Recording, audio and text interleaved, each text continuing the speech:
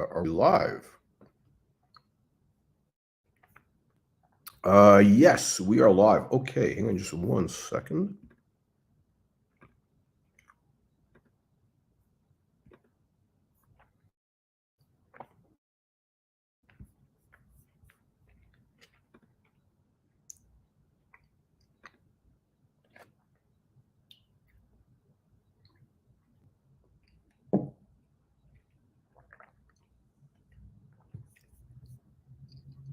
Okay. All right. So we had a little technical difficulty. The delay.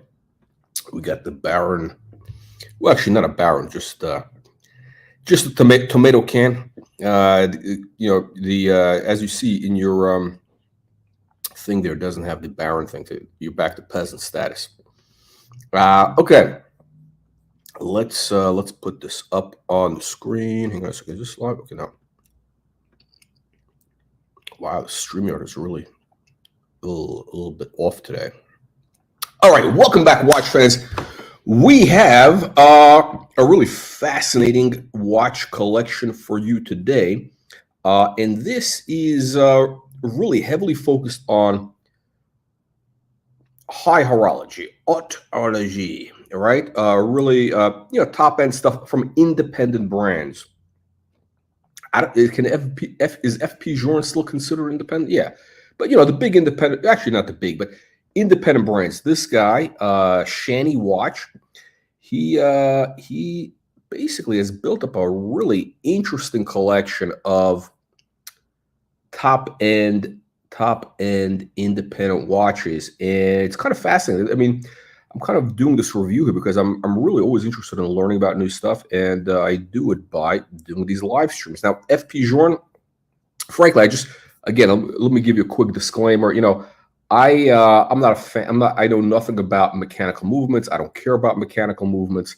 And I'm happy to admit it. Obviously, I want to have a mechanical movement. What I mean to say is, I don't need to know the whole story about some super complicated whatever thing they do to do a simple 2 or 3 hand movement. Okay, that doesn't really interest me. I obviously I want to make sure that the watch is good, quality stuff, whatever. But I don't need some with a chain drive, a bicycle chain drive like the Langens. I don't need this. I don't need to hear the stories. I just care about the looks, and of course I want to make sure that obviously the engine inside is good, but I really don't care about how the engine works. And it's interesting because it's not just me. It's a lot of watch collectors feel the same way. I'm John Goldberger, the great watch collector. He really doesn't care about movements either. He's all about the looks. I just interviewed Ronnie Mandavi, and he also doesn't really care about the movement. Obviously, he wants to know it's a good movement, but he doesn't. He just is about the looks, the design, right? So I'm coming at from a design standpoint. So I'd love to have somebody who can really explain FP Journe to me on the show. And I have some opinions about FP Journe. I got to tell you, I'm actually a little bit negative on FP Journe from a market perspective. Long term, I think we've probably peaked, or we're near the peak. And I'll explain to you my thesis why these independent brands is a very kind of a shaky.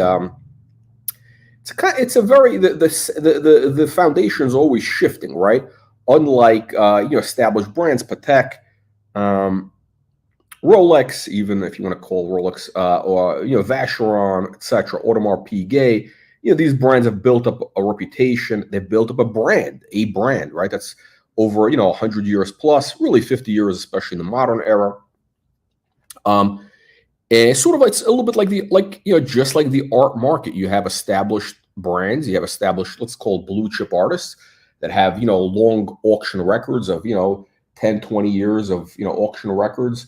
And then you have contemporary artists, which are guys who just I don't know, they just got their first show at whatever. I don't even know whoever the gallery is, and their market is not established yet, right? You got these new artists coming out all the time, and some guy might become hot for a little bit of time, right? And there is, just like in the watch business, actually, the flipping in the art market has been going on since the 80s. Okay, since the 80s, there's been flipping in the art market, big time.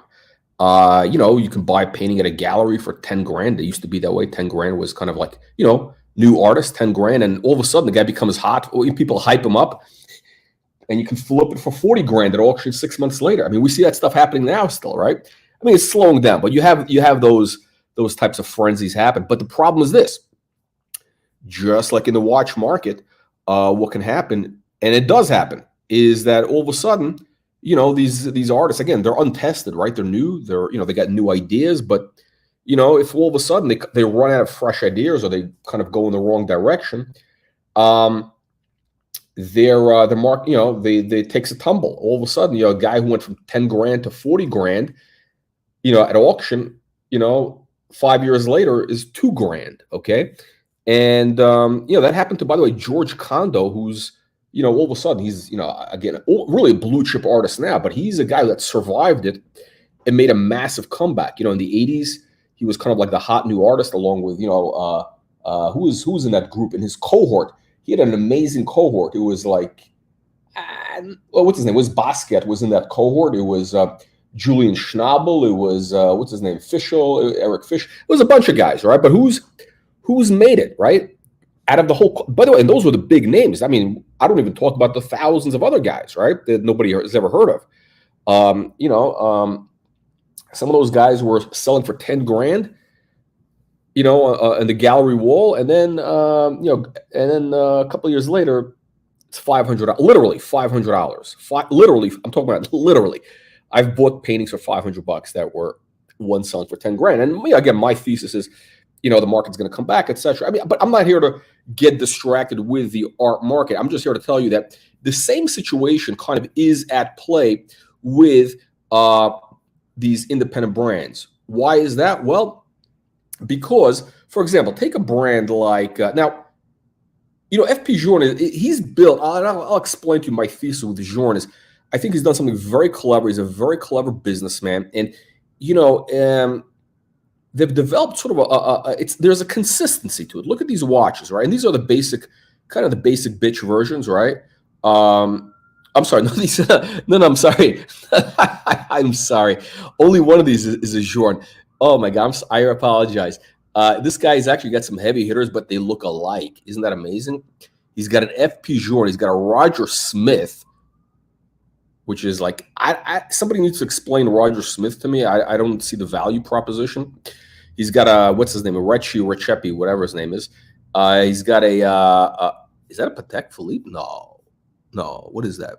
It's a Philippe Dufour. I'm sorry, I don't know. And then he's got a, what's his name? That's the big heavy hitter. I think that's George Daniels. Okay, so this, yeah, George Daniels. Oh, there we go. Yeah, I should learn how to read these. Man, this guy, what? I appreciate the guy actually wrote a whole thing for us. I didn't. I'm kind of so not used to people taking the time to write something up on Instagram, and this guy did. I didn't even notice it was there. Okay, so yeah, so George Daniels on the top. I mean, that's like I don't know, what is that? Could be a $300,000 watch plus. I don't even know.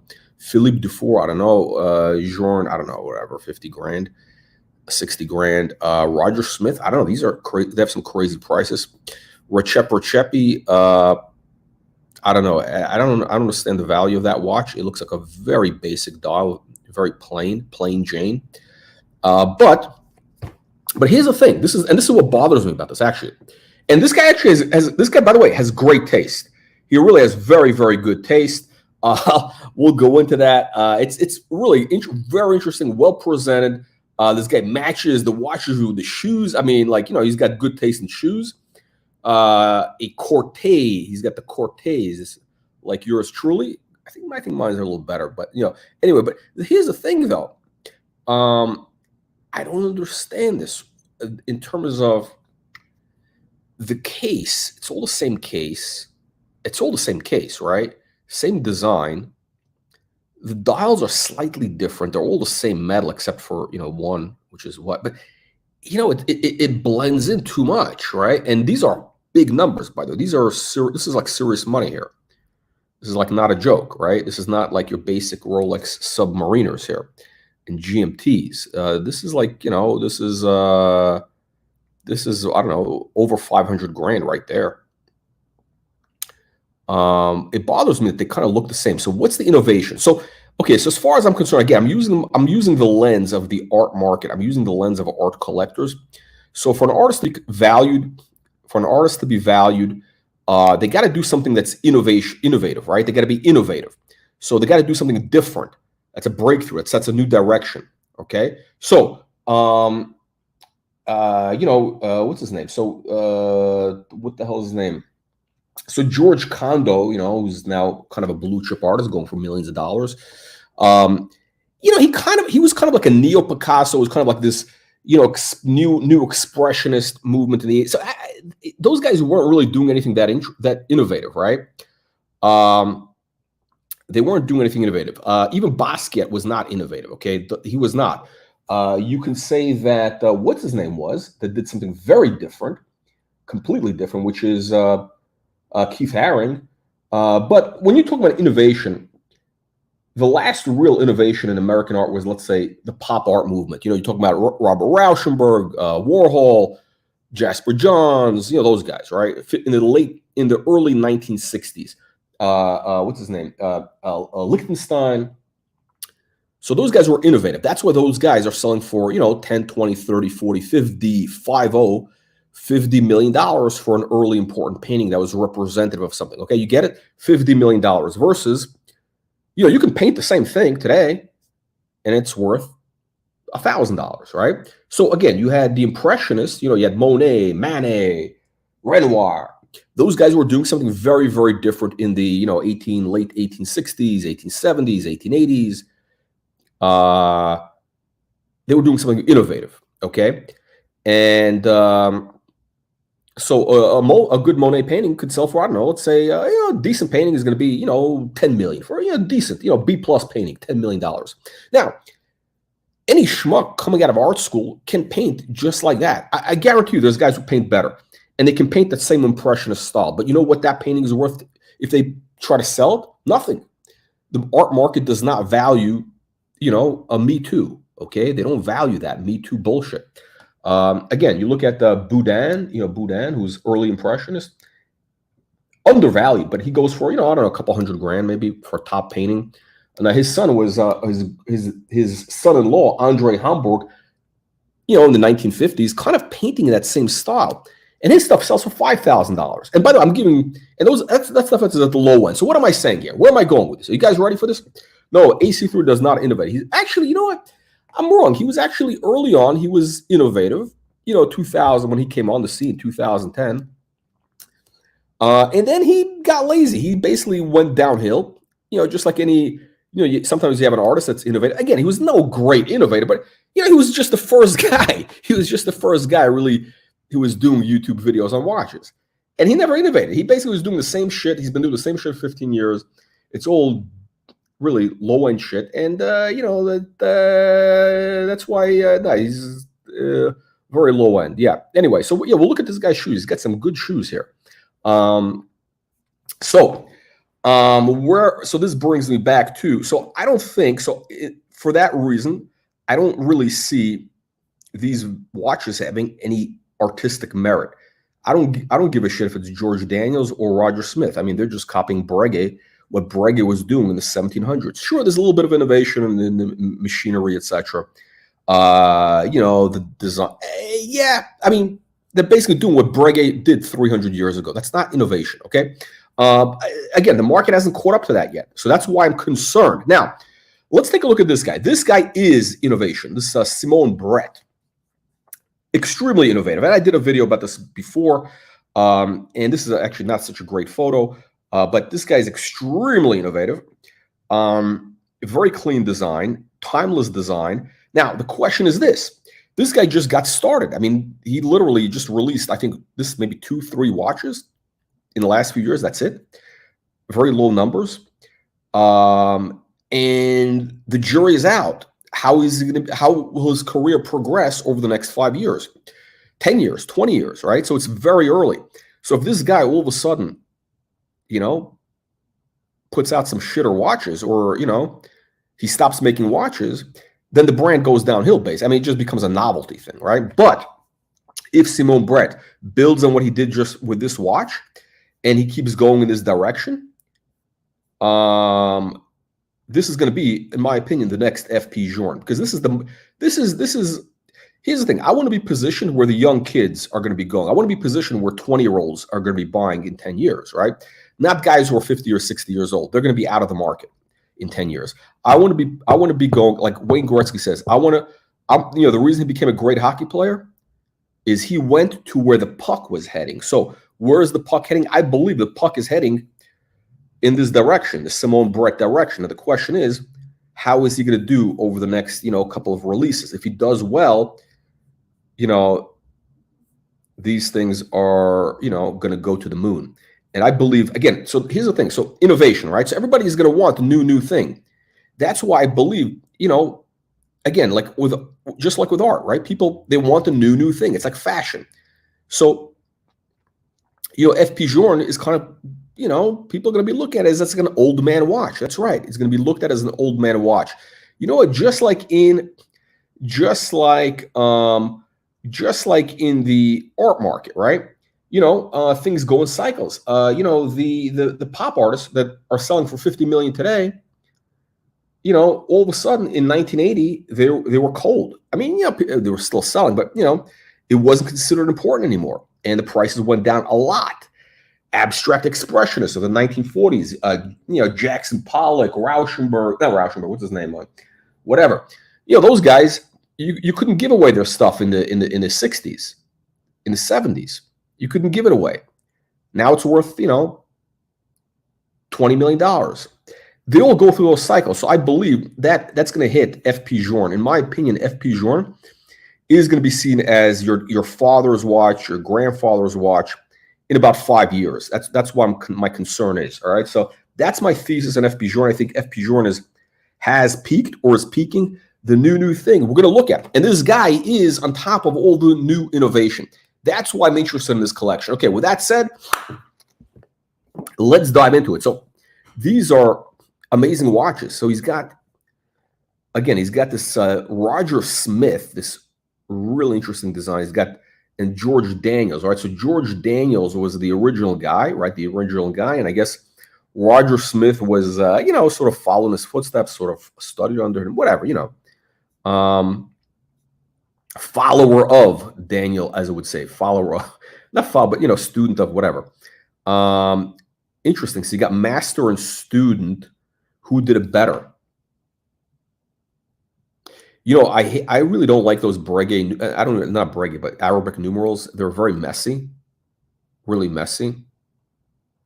It kind of ruins the watch. The Daniels is a much more elegant watch. Oh, and it's got the tourbillon also, which is nice, right? I mean, this is beautiful stuff. So I think he owns both watches. I think he owns the watches, right? I think they're his. I mean, he's got heavy hitters. This is like a real serious collection. This is not some bullshit collection here. Not some Rolex Submariner that everybody has, So he's got the Reciprocepi. I don't get it. Sorry, I don't get it. I know he's considered very important or whatever.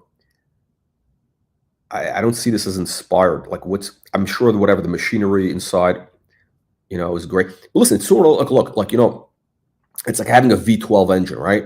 I have a V12 engine, right? But I do care about the look of the car. I do care about the look. I mean, if it looked like if you had a V12 engine, I mean, you could have a Bentley, or you could have a Ferrari, or whatever, or you could have a V12 engine inside of a Ford Pinto, or inside of a Ford Mustang. Actually, Ford Mustang is not.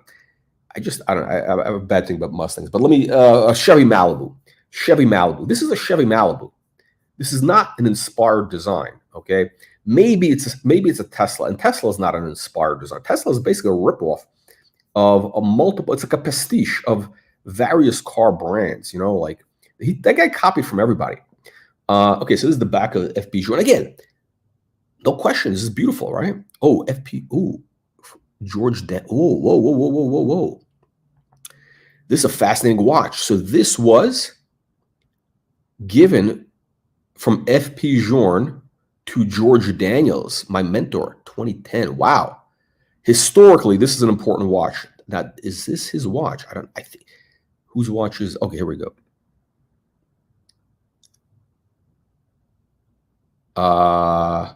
Yeah. So this is an interesting comment, right? So that's like a real thing. It's sort of like with artists, right? With a lot of great artists, they all exchange paintings, right?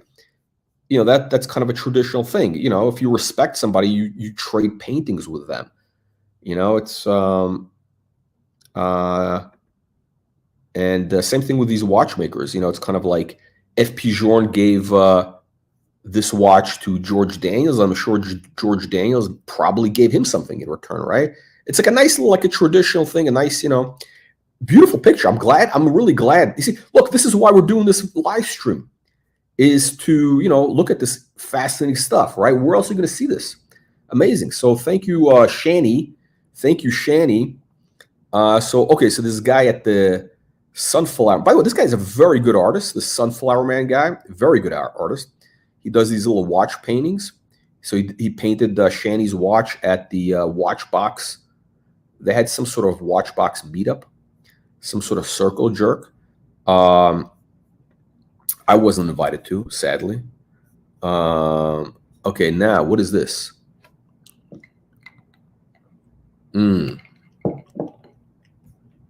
Now, forget about movements. Forget about movements, all that bullshit. Which watch here just pops out, just like, immediately? Immediately, which watch do you go to? Immediately, like, boom. You know which watch? Simone Brett, the one on the blue strap right there with that beautiful engraved gold thing. It's incredible. By the way, the finishing, all that stuff, just as good as Journe. All these. So is it accurate? I'm sure it's just as accurate. I don't want to get into that whole discussion. Yeah. So the Simone Brett more than holds up its own against, all this other stuff. Now, what's the one in the green? Crayon? I don't know the brand. Crayon or whatever. Let's keep going. Does anybody know about Journe here? I need to get somebody on the live stream who knows about Journe. Please, guys. Please. Is there anybody? Do we have a Journe? Do we have a Dr. Journe? Is there a Dr. Journe in the house? We're talking independent watchmaking. Frank, hop on the live stream. We'll talk about shoes. We'll talk about the shoes. Okay, so we got a couple of these Simone Bretts on different straps. Is it? Whose is this?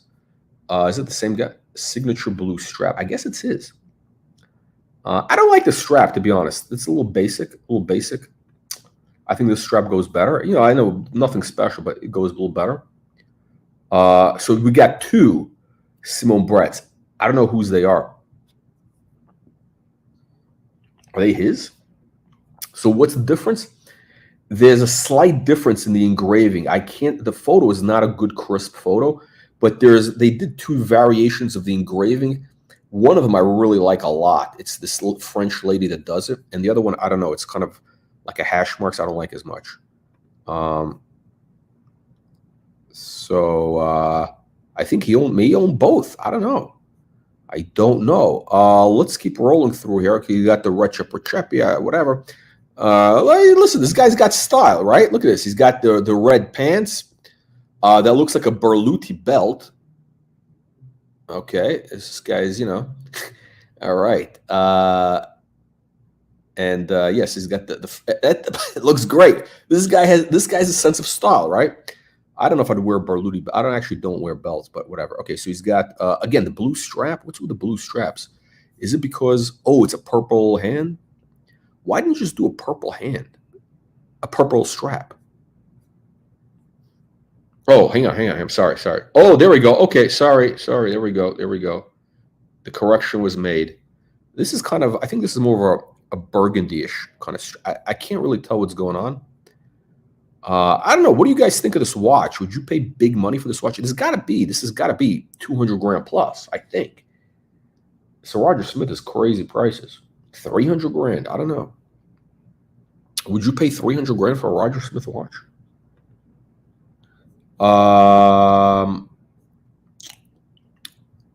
Okay, you got FP Journe. Okay, so I've made my comments known about FP Journe.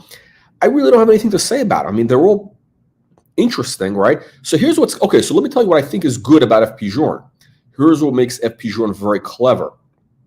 What FP Journe has done is he's made it like a very collectible watch. He's made it very collectible. He's followed the Swatch concept. He's basically copied the Swatch business model. The form, the shape of the watch is exactly the same, right? They're all the same shape. Everything is the same. What's different is different dial colors, bright, interesting colors. And, you got some complication, which is whatever. Okay, so which, obviously he is very good at, right? He's a master watchmaker. Now, I find him a little bit fussy, like it's a little bit steampunk. Actually, no, I should say this is beautiful, right? I really don't need this bullshit invented at Fest. I mean, listen, this guy's not an artist, okay? I mean, you're not a fucking painter, Francois, okay? You're basically a mechanic, all right? You're not Da Vinci, you're not, Raphael, okay? Invented the Fest. Come on. No, but it's too busy. It's too much writing on there. This is what I don't like. It's too much.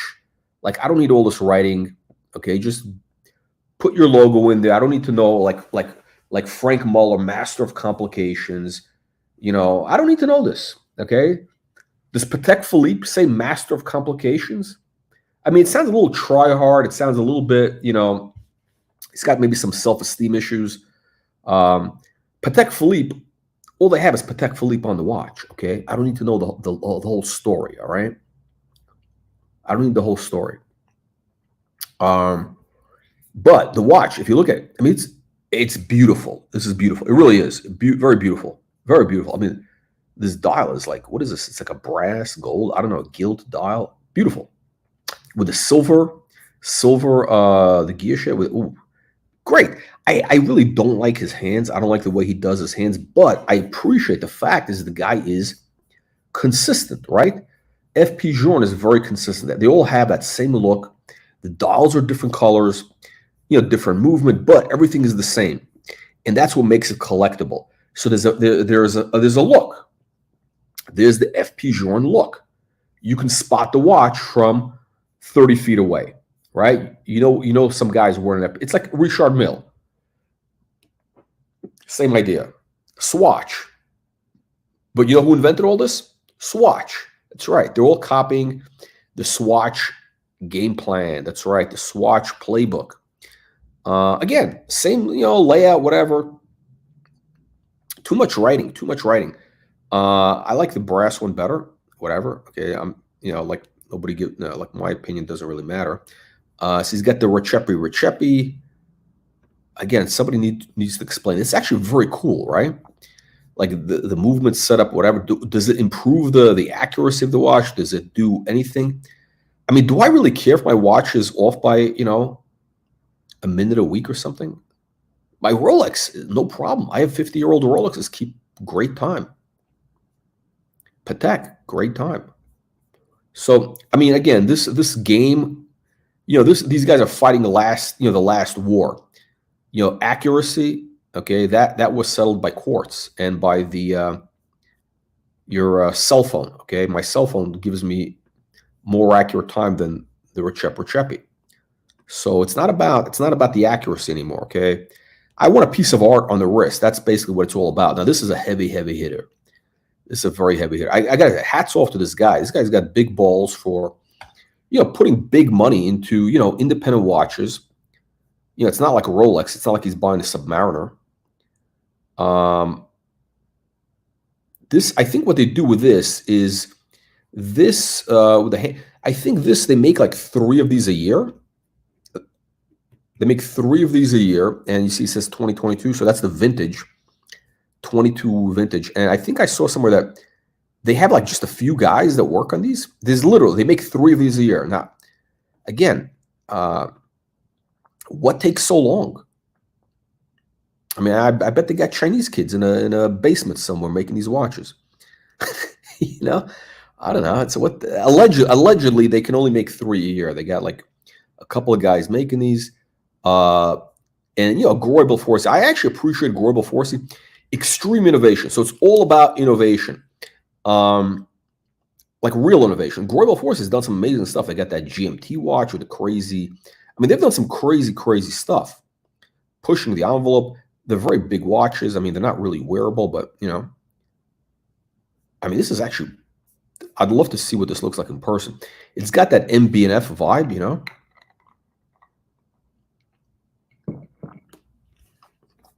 MB&F vibe. So basically, I don't know anything about these watches, right? So this video I should be titled, you know, Idiot Talks About Independent Brands. That could be the title of this video. Oh, this is a watch. I think this was the one I went through auction. Very cool watch. I love this idea. I think this is white gold or platinum or something, and yellow gold or rose gold.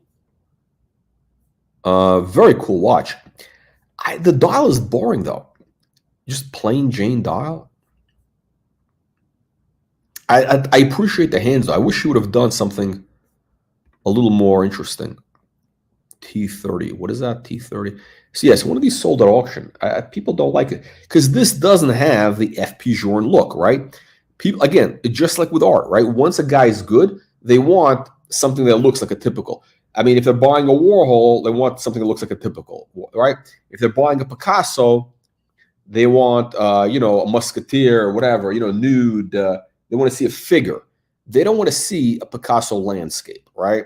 So Picasso, you know, Musketeer from 1968 is going to sell for, you know, let's say $6 million.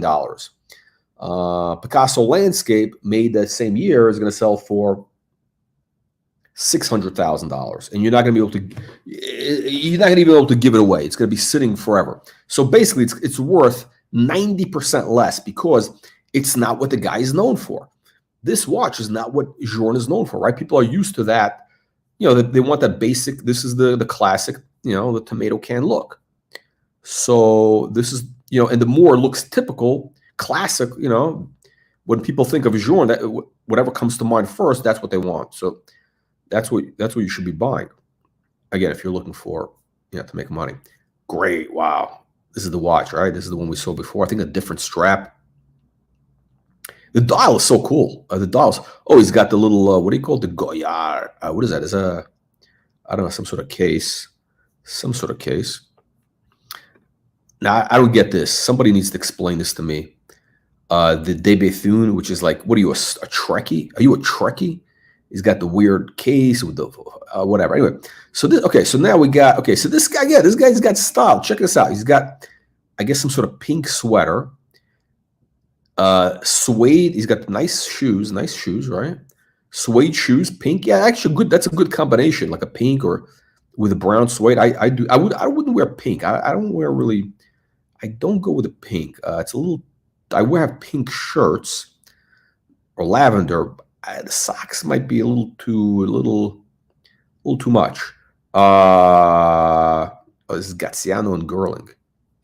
Gaziano and Gerling shoes. Yeah, so this is a little too much maybe. I don't know, but this is, listen, the guy's got style.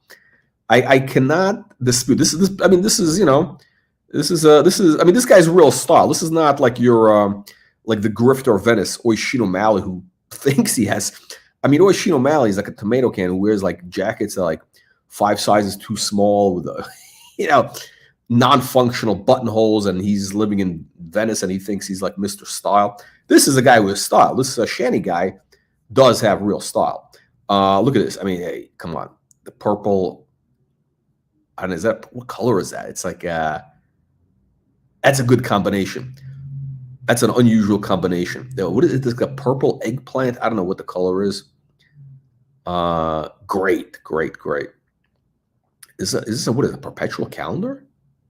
Yeah, it's a perpetual calendar. Wow, this is interesting. I've never seen one like this.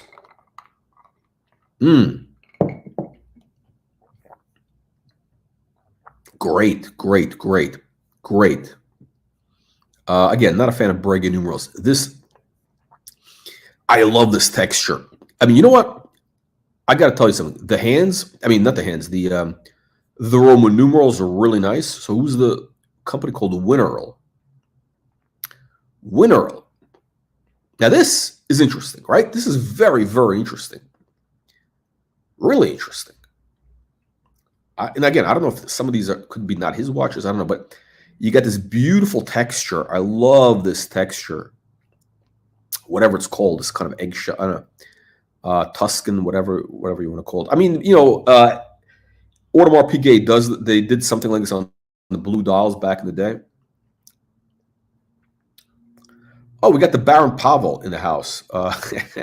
Baron Pavel. No, that's the Extreme Horology. You're thinking of the Extreme Horology channel. But thank you for being a member. I got Baron Pavel. Baron Pavel, I think he's talking about the Extreme Horology channel, which is a different channel, which has a report on, you know, this topic of in the watch community, which is, you know, loose, timepiece gentleman, and the grifter of Venice. What do they all have in common? Well, Baron Pavel could tell you. Anyway, this watch is an amazing watch. I love this. This is quality, innovate. I don't know about innovation. You know, the design is nothing crazy. You know, it's still kind of in a traditional thing, but somebody's thinking, right? They're thinking. They're doing something interesting. I mean, it's got a lot going on. Texture. You got the nice case, but it's relatively conservative, right? Reese made a bid for us on 5 that deserve 5 stars. Complete standby. Okay, yeah. Okay. Winero Tremblage. I'm curious, what does this watch sell for? Hang on a second. Now, in theory, I should be doing preparation before I do these live streams, but you know what? Frankly, I'm not getting paid for this, and you guys are not worth it. What the fuck? What am I going to spend 2 hours preparing for this? Okay, here we go. Monochrome. What did they say? This came out 2 years ago. Okay, so this is let's take a look. Winero. Okay, so this is kind of your the basic one. Okay, small independent watchmaker. We should maybe do a little bit of, maybe we should check this out. So these are the Winerals. Now Shanny's got the best Wineral. So this is the back. Nice, very nice, really nice. So what do these things go for? How much? I think they're gonna have a price somewhere at the bottom. The Founder Series. Okay, I don't have time to read this. I think they're gonna have a price somewhere at the bottom. Okay, specs. 71 large, Swiss. So that's even more than American money. They made 6. So this is very limited. Again, this guy has. It's all, you know, pretty much rare pieces, right? So there might be only one of these. There might be only 1 or 2 of these. I mean, this is like, again, this is a very ballsy collection. I mean, you know what this collection is? It's sort of like somebody who collects, you know, contemporary art, like a living artist, like, you know, what do they say? Emerging artists. That's what it is. It's a guy who collects emerging artists. Now, when you if you buy emerging artists, you know, only 1 out of, I don't know, if you're really good, I mean, if you get really lucky, you might kind of get 1 out of 10 or something. But, you know, generally speaking, it's going to be, you know, 1 out of 100 that even lasts, whatever. It depends, you know, again, which gallery, which, et cetera, et cetera. And by the way, just like in the watch game, you know, if you want to have access to that hot emerging artist, right, for 10 grand, the list price at the gallery, guess what? There's not a wait list. You know, they're going to do the same thing to you that Audemars Piguet does. Audemars Piguet copied that model from the gallery business, right? What they're going to tell you is this, right?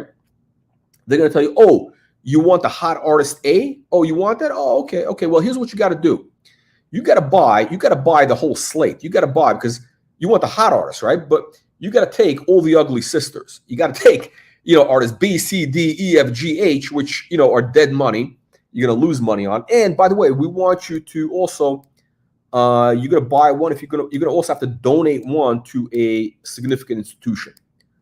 All right. So basically, they got you to make a real commitment, just like, you know, the watch game, right? So that's how it works. That's why people buy in the secondary market, you know, a $10,000 painting for $50,000 because they don't want to deal with that bullshit of having to buy all the other bullshit and lose money on the other bullshit. Right? So it makes sense. And that's been an established practice for, you know, 40 years now. So, you know, sometimes it makes sense to just not deal with these lowlives at Audemars Piguet. All right? Just buy the secondary market. Buy used, okay? Don't patronize Audemars Piguet, all right? Don't feed these rats. Look at great taste, right? Great style. Yellow and yellow. Actually, yellow and this gilt acrivia. That's the Recepe, I think, right? The Recepe. Now, interesting that we saw that texture on other watches, and Simone Brett does it much better. The one we saw also does it much better. This acrivia looks a little rough. It looks a little rough, like a little bit handmade.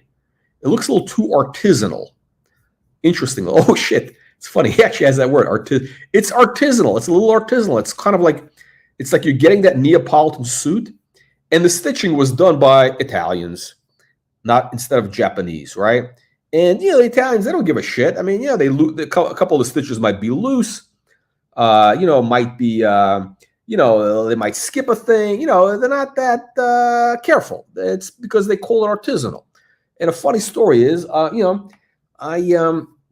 went to get a suit made at Edward Sexton, the great tailor Edward Sexton, who actually has since passed away. That guy had impeccable style. I mean, if you Google Edward Sexton, I mean, this guy was about 5 feet tall. I mean, the guy looked like Cary Grant. Unbelievable. I mean, some people just have a look. They could pull it off. I got the same suit. I can't pull off the look as Edward Sexton. Sorry. Anyway, so I come there to get the suit, right? And I'm coming there for the fitting, and it took a while. It was a hassle, by the way. And I'm wearing a suit from, should I mention the tailor? I'll tell you who the tailor is. Solito from Naples. I got this, I don't know, 7 years ago. I think Solito was, I don't know, for whatever reason, because the reason I got the suit was the guy was coming to the U.S. a couple times a year, so it made it easier for fittings. Anyway, it was a lot of bullshit. But anyway, so the Solito suit, I come in, and the strap, on the pants, the what do you call the side straps? Because I don't wear a belt. What do you call the side straps? So the Solito side strap the stitching was loose. It literally,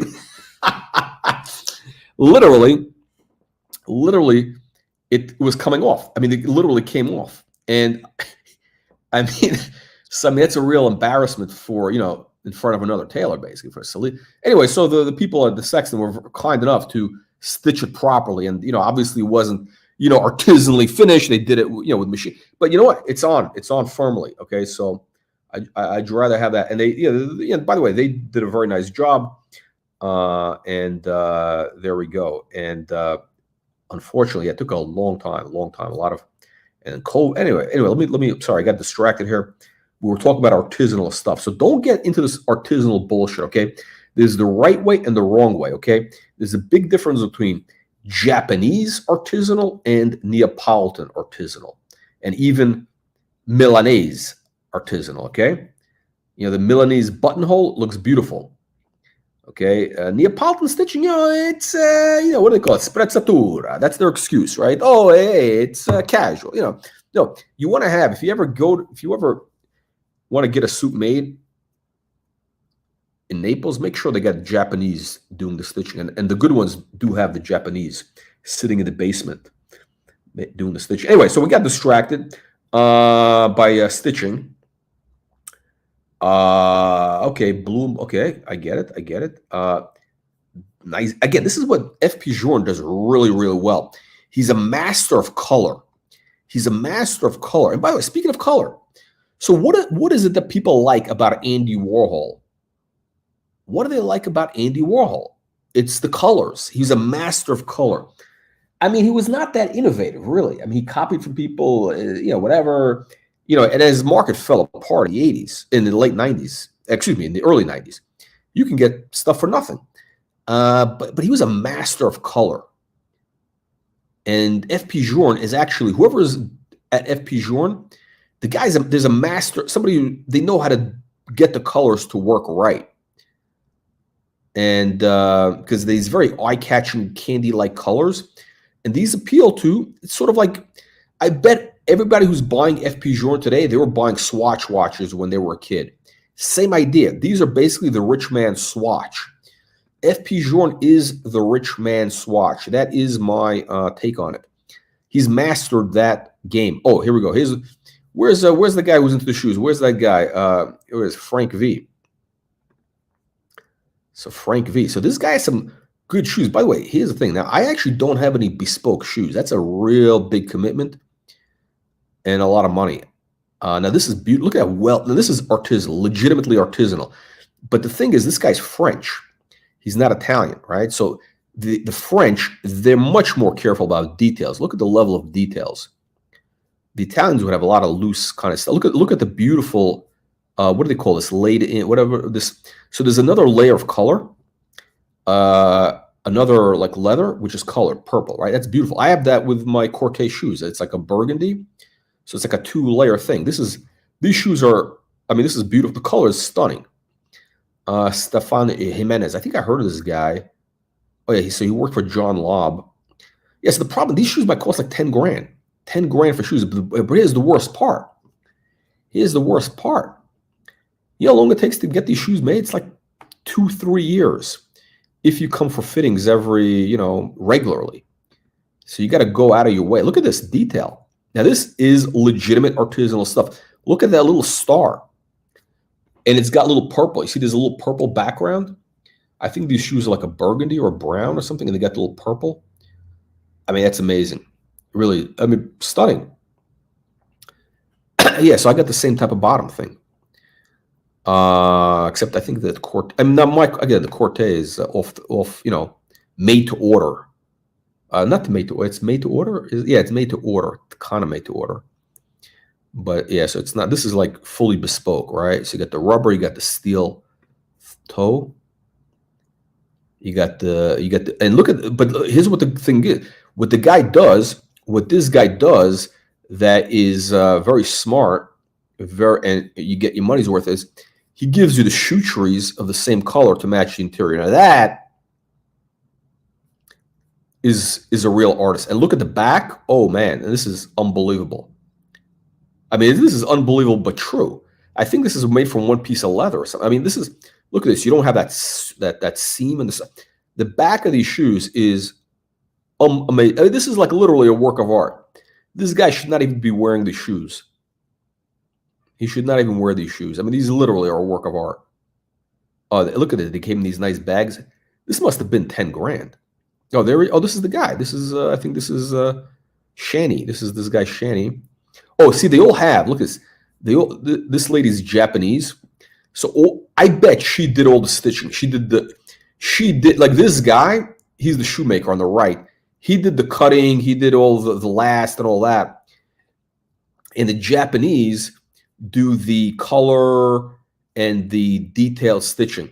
So at Cortez, they actually have a Chinese guy who paints all the shoes. He does all the color. And I don't know if he's Chinese, from Hong Kong or Singapore. I don't know. Very nice guy. I forgot his name. Very nice guy. And he's actually, this guy, I mean, basically the guy's a shoe shine. I mean, technically he's a shoe shine boy. I mean, that's insulting to call him a shoe shine boy. But he does, I mean, he polishes, he colors the shoes. He gives them the special color. It's a real art to do it, okay? It's like, a big thing. And so he's there. You walk in there. And he's, and this guy has serious watches. I mean, like, I remember when I came in, he had the first time I actually saw a Langenzon on my wrist was his watch, right? This guy is a serious collector. By the way, you know who owns Cortez is apparently, I think the Audemars Piguet, somebody from the Audemars Piguet family owns a piece of Cortez, from what I hear. So anyway, but look at this. This is the Greubel Forsey. That pattern, that beautiful pattern. Would I have 3 watches with that same pattern? I don't know if I would do that. He likes that pattern. I love that pattern, that whatever you call this eggshell or whatever you want to call it. I love it. Yeah, see, look at this. See the difference? And it looks, by the way, the real thing looks much, much better. It's much more crisp than what you see here, but it's amazing. Amazing. Wow. And the hands have incredible detail. I mean, the quality of the work. I mean, listen, they're not paying me. They're not advertising, so I'm not here to spend time promoting them. But the Simone Bread, I think, is the one to watch. No pun intended. So we got more of these FP Journes. Again, look, they all look the same. They look the same. They're like Swatch watches, right? Like, okay, what's the big deal? I get it. It's innovation, somewhat innovative, whatever. Oh, by the way, so this guy's been collecting FP Journe for, I should say, probably from the 10 years. This is not a Johnny come lately. He's been at this for a long time. This guy is an advanced collector. So this is not one of these hype chasers. I think he's, he's got a relationship with Journe himself, right? So this guy goes back. Got Roger Smith, Daniels again, those English bastards. This Louis Vuitton. What an ugly watch. I don't get this watch. Louis Vuitton is doing very interesting things though in the watch market. They have a serious, oh, look at this. Oh, look at this. Jean Arnault. He got a like from Jean. This is the man himself. Wow. Jean Arnault himself. Jeez. Look at this. I mean, this is like some mutual ball washing going on, as they say in the. Hang on, I'm going to follow this guy. I got to follow this Arnault Jean. Should I follow this guy? Let me follow this prick. Oh, it's pending. Uh-oh. All right, fuck him where he breathes, as they used to say in the 60s. Fuck him where they breathe. All right, so I don't need this what's his name? Jean. I don't need Jean. You don't need to. Okay, you don't need to. Let me look at your account. I don't need to follow you. Your watch sucks. All right. No, really, seriously, the watch. This is like, I don't know. À la poubelle. À la poubelle. Trop poubelle. Trop poubelle. The bracelet has some promise. The watch is too, I don't get it. It's like nothing special. Nothing special. What is this? This is weird. This is a weird watch. So there's an engraved little thing. There's a little sculpture in Brussels of a little boy peeing. It's a fountain. That's kind of a weird thing to have on a watch, right? It's kind of like, I don't know, it's a little bit of a pedo type of thing. Golden showers, pedo stuff. I don't know. It's weird. This is the watch that creepy Curly. This is Curly from the Archie Luxury channel should be wearing. Yeah. Well, actually, no, I should say that they're doing very nice, interesting things. They are doing some innovation, and they bought who they bought. They bought Gerald Genta and Daniel Roth, and they're making a serious commitment to watchmaking. They're actually serious about it. It's not a they're serious about it. And the guys are they're serious people. The richest man in the world is Bernard. Or no, again, master of color. FP Journe. What's with this? This is that guy. What's his name? Vanny. What is his name? Vanny. What's his name again? Vinny Halter. Again, it's a little too artisanal for me. A little too steampunk. What is this weird shit? This is a Hodinkee collaboration with Hublot. Not for everything Hodinkee touches is pure garbage. I mean, this is fucking trash. Yeah, Hodinkee is like a peasant. It's a peasant factory. Okay, so this is the Arcrivia with some other nonsense in there. I guess there's something supposed to be very special about it. I'm not sure what it is. I wish somebody was here to tell us. Wow, look at that. It's nice. I can't tell. Is that good? Oh, no. I can't tell. Is that real cabinetry or is that some sort of like bust down? I don't know. All right, I don't care about this Arcrivia. I really don't want to look at the Arcrivia. This is pretty nice. This gilt kind of engraved. Okay. A little redundant. Not a little redundant. Platinum case. Brass movement. Engraved Regency. Oh, it's like a Regency style. Like again, very interesting, right? Very interesting. Platinum case, brass. I mean, what a combination. Seriously. This is probably one of one. Oh, one of two, he says.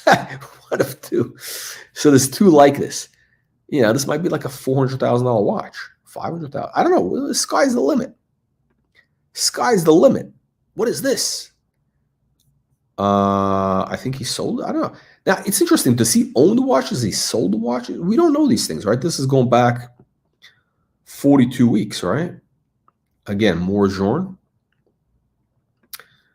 one thing is for sure, looking at this Instagram account, you're seeing really interesting stuff. We got the 5711, the Tiffany dial. Is this his watch? No, it's. I think this is. Congrats to my good friend on taking delivery of this special timepiece.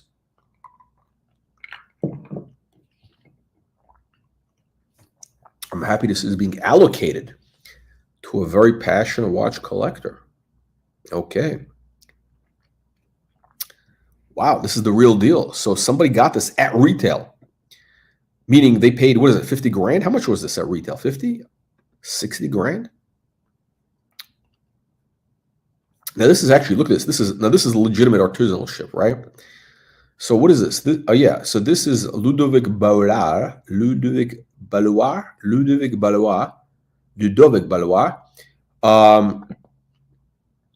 Okay, one is like some sort of upside down gimmick thing, but these are made with, what is it, mother of pearl, inlaid with agate. I mean, the inlay is a work of art. I mean, yeah, I mean, and I don't mind the Breguet numerals. They look beautiful here. They really do look beautiful. So it's an upside down watch, I guess. This is the way it works, but it's upside. I don't know. So somebody can see it while you work. I don't get it. That's bizarre. It's kind of bizarre. I don't know what the hell is going on here. And this is the other one, the agate. I mean, it's charming. It's got a certain charm. I mean, this is innovative. It's interesting. I mean, it's not like, oh my God, watchmaking innovation. I mean, this is, the type of thing we would have seen in the 1970s by Piaget. So it's, again, beautiful colors. Oh, look at this. He's matching to the shirt, right? You got a little red in the shirt, and you got red on the diamond. Yeah, this guy's got taste. This guy's got taste. Oh, this is his watch box. Notice, this is a Goyard watch box. Now, I've never seen one like this because I think I saw one of their watch boxes and it got some weird strap, whatever. I think he might have had this. This might be a bespoke watch box. This might be, and this is the way I would do it, like this, where it's a lid that drops down. Oh, no, I think it is actually. No, it's the regular thing. Oh, okay, the strap covers it to secure it. Okay, then okay.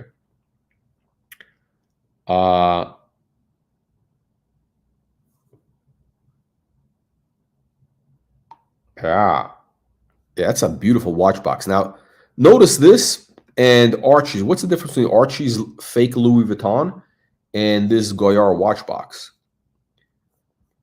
Big difference, right? I think there's a big difference. Now, Archie's, it's funny, when he was showing that fake Louis Vuitton watch box the other day, like I think I'm banned from his channel. I think I'm actually blocked or banned or whatever. But I knew that thing stank. Like, that it's got that bad, cheap smell. It's fake from the smell, right? The vinyl, the nasty vinyl smell. And sure enough, Arch says, yeah, it smells from something. Yeah, no, this one, I got that. This box, I guarantee it smells right. All right, what do we got here? Okay, I can't spend all day here. Sauvin Pinot. That's a beautiful design, the Sauvin Pinot. I like this better than the Sacrivia. I don't know why Sacrivia is so overhyped. I don't know why it's so overhyped. What do we see here? We got Higgins. Higgins has got the same. Which one? Are you talking about the Goyard, or he's got a fake Louis Vuitton? Are you saying that Higgins, Jonathan Quayle Higgins, has a fake Louis Vuitton box in black? Or a Goyard watch box in black? I mean, I would not get a Goyard box in black. I mean, the whole idea is color. You want like the green, you want the yellow, brown maybe, not black. Not black. You don't go for basic black. It's all about the color. But then again, the guy's German. The Germans, oh, yeah, the guy has no taste. What did I tell you guys from the beginning? This guy Higgins, he's got no taste, okay? He's got no taste. He's got the shitter Langen's watches. He buys the worst damn watch. And again, because he's part of that Archie-verse. He's part of the Archie. Anytime you get into that Archie luxury universe, You're gonna, show me your friends. I'll show you your future. You hang around losers, you end up with loser watches. He's got the worst Langenson watch. He's got a black Goyard box, which again, nobody buys a black Goyard watch box. Okay, you just don't do that. That's like, I mean, that's again, it's like a guy who goes to a steakhouse. It's a guy goes to a steakhouse and he asks for sushi. It doesn't work that way. You gotta, when in Rome, you know what I'm saying? Again, what a tomato can is this Higgins. What a tomato can and a nasty and vicious peasant. Again, look at this. Oh, what a dial in the FP Journe. I think he's got that special texture on there.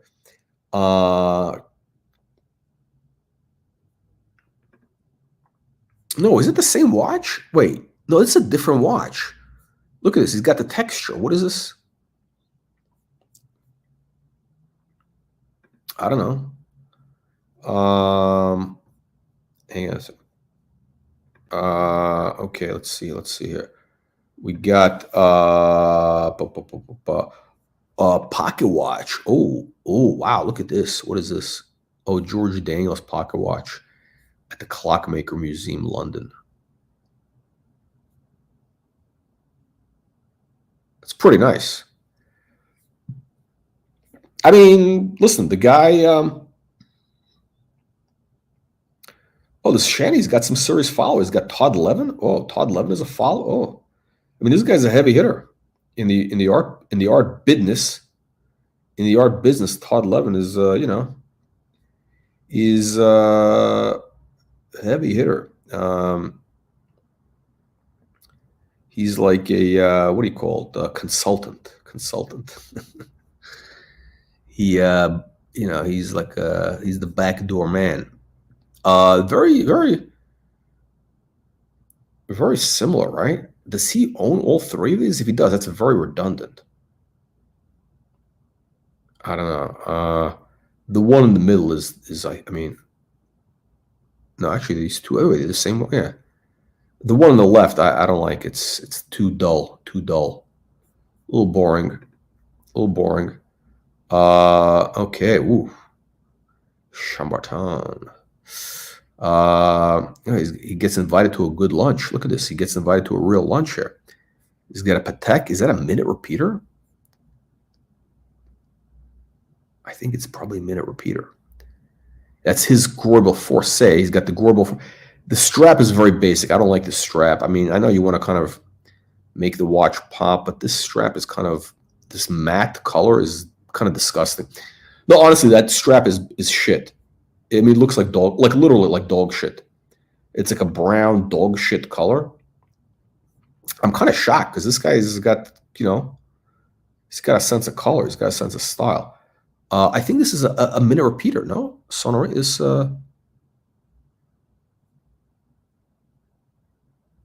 it's got to be a minute repeater.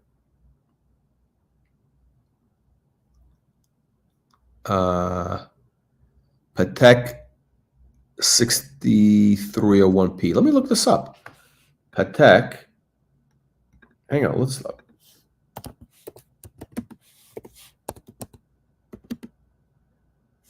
What is this? Oh, there we go. Hello. Yeah, I knew there was something. Yeah, this. Okay, so guys, check this out. Yeah, it's a minute repeat. Hold on. This watch, the retail price. Hang on, let me show you the retail price of that watch. Let me show you. I'd love to hear this, but the retail price I think is $1 million and change. Where is it? It says somewhere. Manual winding minute repeater.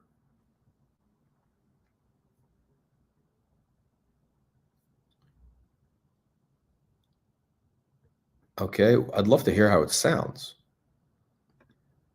Oh, there we go. There's your price. $1,450,000. Hold on a second.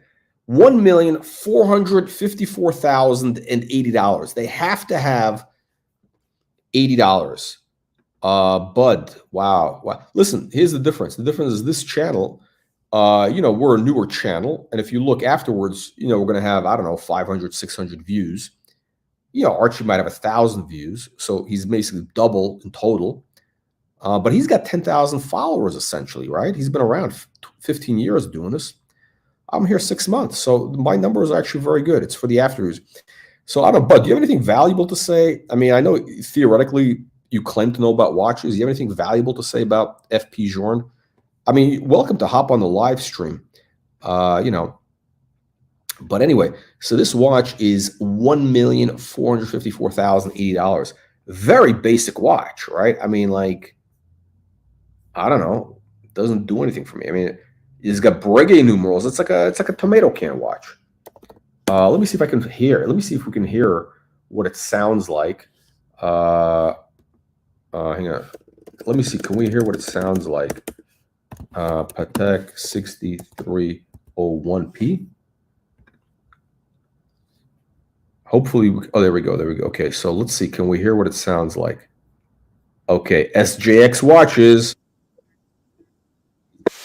Guys, okay, so we got SJX watches. Hang on, he's got a video here. Let's see, does he? I hate when these guys have music. I want to hear, I want to hear the minute repeater. Okay, hang on. Okay, there we go. Hang on. Oh, hang on. Okay.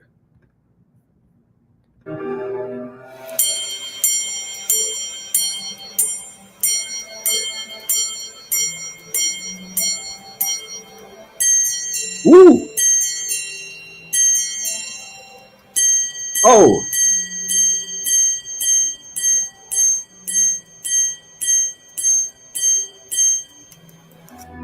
Wow. Let's play that again. I mean, thank you for JSX.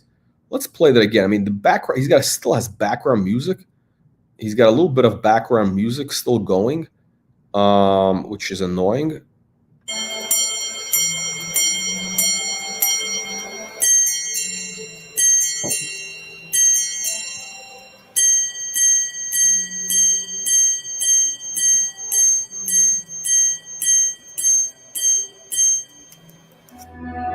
Wow. Okay, so that's what you get for a million and how much? $1,040,000. How much was that? I forgot the number. $1,454,000. $1,005,000 basically, plus tax. You got to pick it up by hand, right? So you're going to pay sales tax. So you got about $1,600,000. $1,600,000 for the tomato can watch. Would you pay $1,600,000 for this watch? I mean, the sound was really good. Really good sound.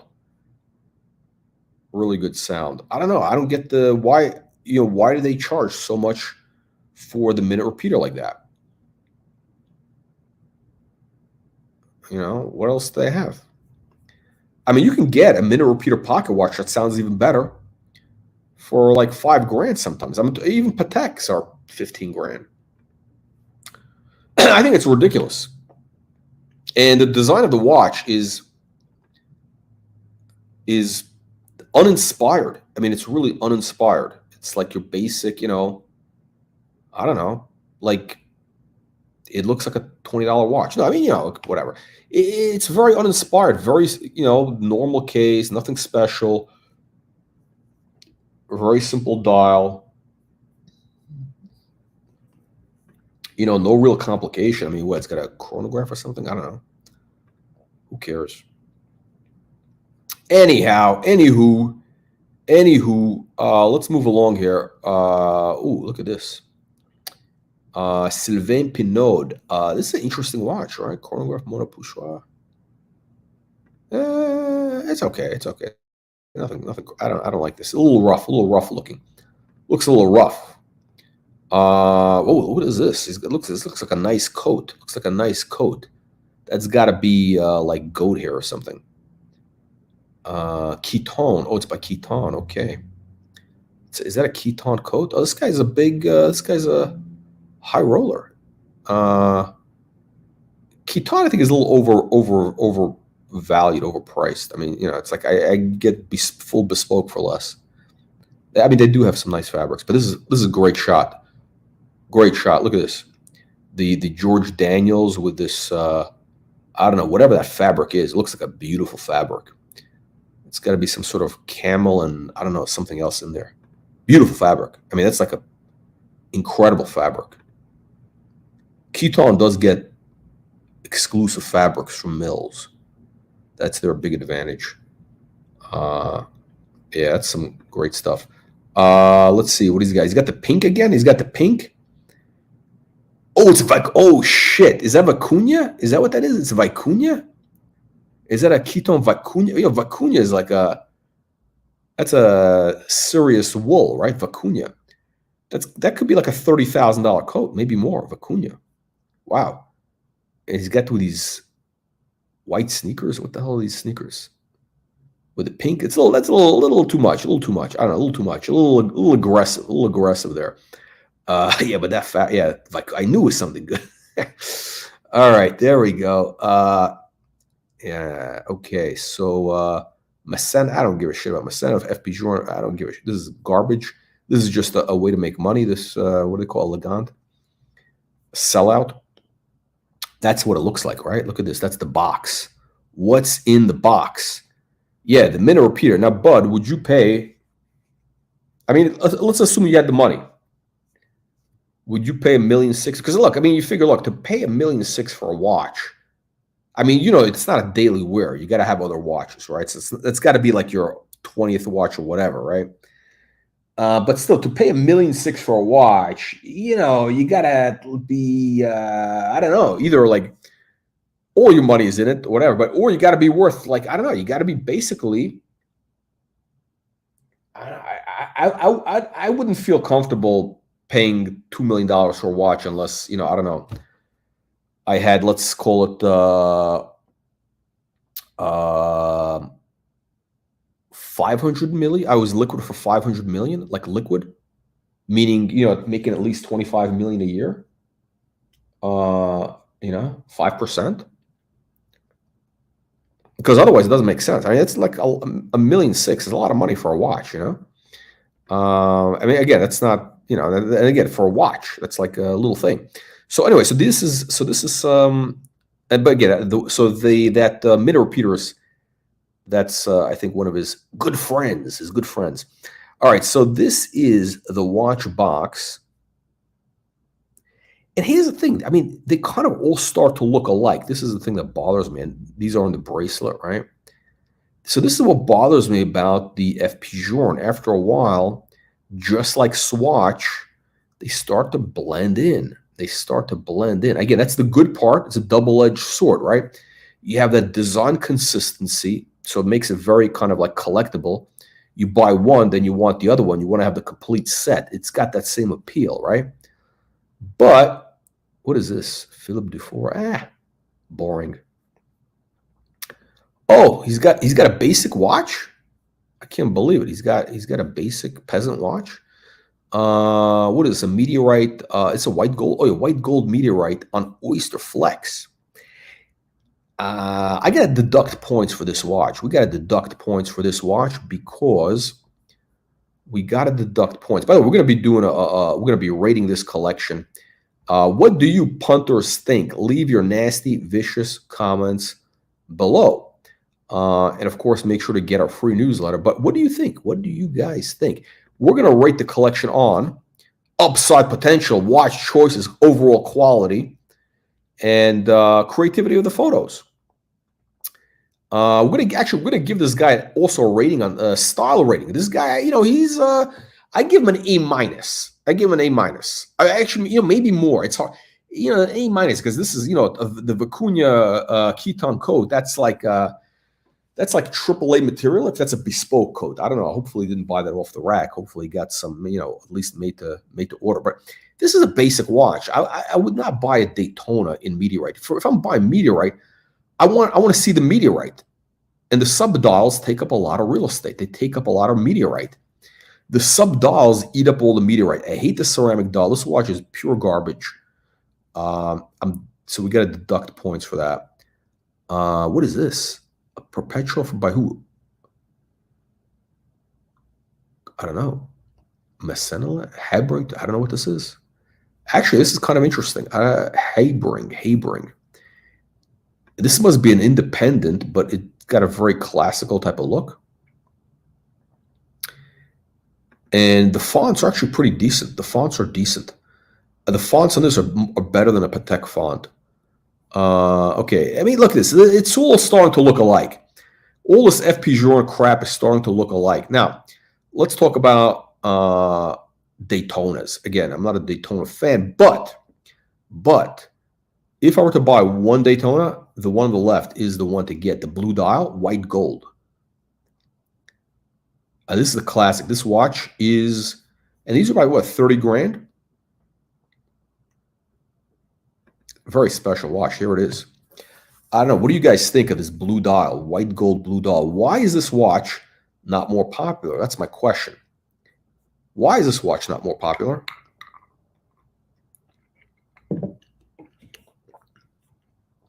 I don't think it's going to last.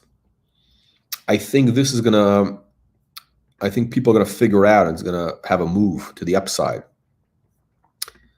Okay, look, I'm running out of time. We're already an hour into this. Okay, beautiful watch, sapphire. Okay, we're an hour into this, and we're I don't know how far we've gone. I don't think this is. I mean, this guy's got a lot of photos here. He's got a lot of photos, and we haven't even gotten half of it. Hang on, let's see if we can find something, because I'm not going to spend all night here. This guy might have 1,000 photos. I don't know how many watches. Oh, this is the classic. I love this. So look at this. He's got the who makes these shoes? These are like by who? This is this is Macariello. Oh wow. Okay, so Macariello is actually, I think I actually would like to get a pair of Macariello shoe. He's in Naples, but he's like in the middle of nowhere. So I don't know if you got to kind of go there or see if they fit, or get the bespoke. Who knows how?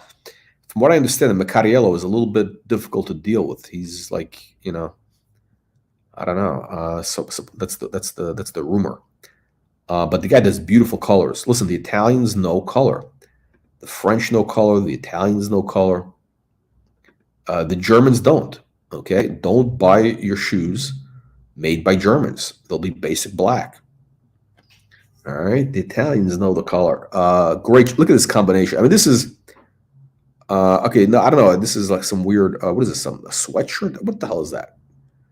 The novelty. Okay, we got to deduct points for the novelty socks. I'm not into this novelty sock bullshit.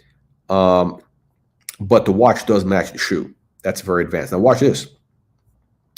He's doing it again here, and he's got like a purple, sort of like a purplish shoe with this bluish watch, right? This guy knows what he's doing. He's got, he's a professional. Oh, these are Cortez.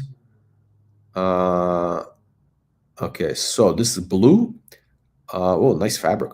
Is that oh, it is Keton. Is this Keton? Yeah. That's a nice fabric. What is that? That's a nice fabric. Yeah. Look at that. What a boring watch, though. This FP Journe, what a boring watch. Maybe this guy's very advanced. Maybe the thinking was, okay, I mean, the shoes are a little bit out there. I mean, this is, the jacket. It's a little bit, and maybe keep the watch simple. Maybe that was the thinking. Maybe it was thought out. But what a boring watch. I mean, this guy's got so much better watches. Gauthier, whatever. Okay, let's go through this. I don't know this shit over here. Wow. Okay, what is this? Oh, this is from the Philips. George Dan's. I mean, I appreciate this George Dan. I mean, the guy, obviously he also had some innovations, serious watchmaking innovations, and workmanship, all that stuff. Artisanal. It's very artisanal. He's got the Smith, the Roger Smith, Daniels Smith. Look at that. Oh, so this guy, so one of these guys is the, I don't know. Okay, so it was some sort of lunch. Oh, wow, look at it. They all have the same strap. I mean, these are I really like this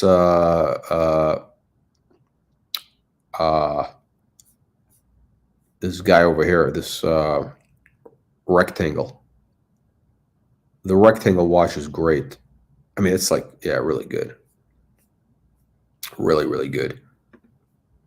I would pay like 30 grand for that. Okay, there it is. Oh, this is this guy's Ferrari, right? 458. Let's see. The color, look at this. This again, this is an advanced collector, and we've shown a couple of these guys where they have where they match the car to the watch. I mean, that is advanced watch collecting. That's advanced watch collecting. Okay, advanced watch collecting. This is not for amateurs. Guys, don't try this at home. Don't try this at home. Wow, look at the gloss on that car. Guy probably had it like, what do you call it? He's got some sort of surround. I don't know. That's funny. Do you accept crypto? Funny. Let's see.